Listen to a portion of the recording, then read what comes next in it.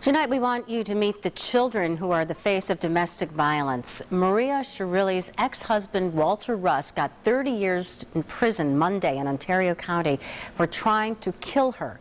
Tonight, Caroline Tucker talks with her children. Victims advocates say children are the invisible witnesses. It's a story you will see only on 8. Maria Shirilli's story is one she lived to tell. Her ex-husband, Walter Russ, beat and stabbed her almost to death in January. I didn't want to let him win, and I didn't want to leave my kids. I didn't want to die, but it would have been so much easier and less painful if I just closed my eyes and died. Maria fought to survive, knowing if she made it out alive, her 7 kids would be there. It's amazing. I could never, people get shot one time and die.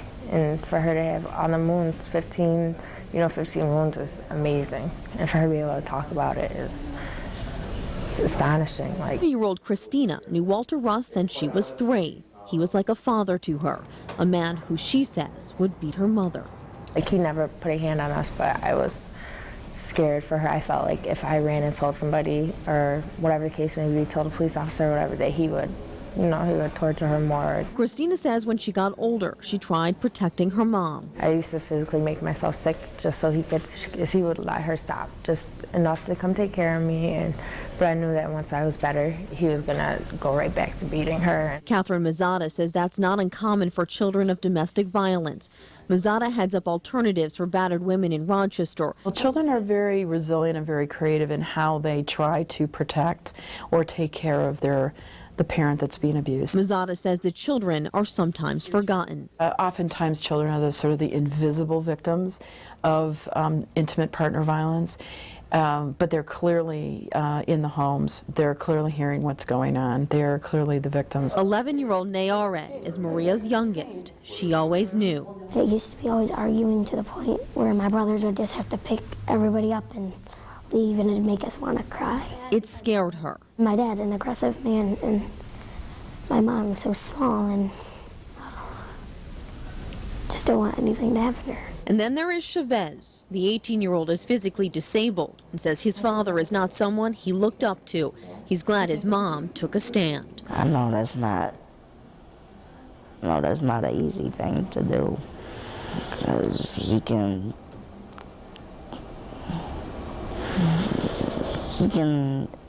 intimidate you. Nayare was sound asleep on January 22nd when her dad attacked her mom.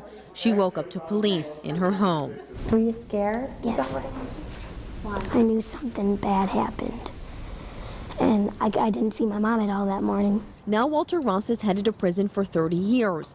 The little girl will grow up without a father. You're always supposed to have a dad, and I've had him since I was little, and now I won't.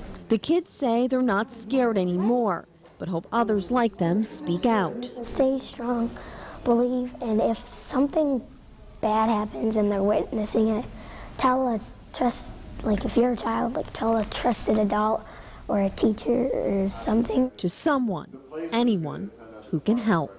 Alternatives for Battered Women says their hotline is open 24 hours a day, as are other hotlines for agencies in all other counties, and anyone can call, including children and young adults. Caroline Tucker, News 8. If you or someone you know is a victim of domestic violence, there are many ways to get help. We have a link to resources throughout the region on our website. Just go to rochesterhomepage.net.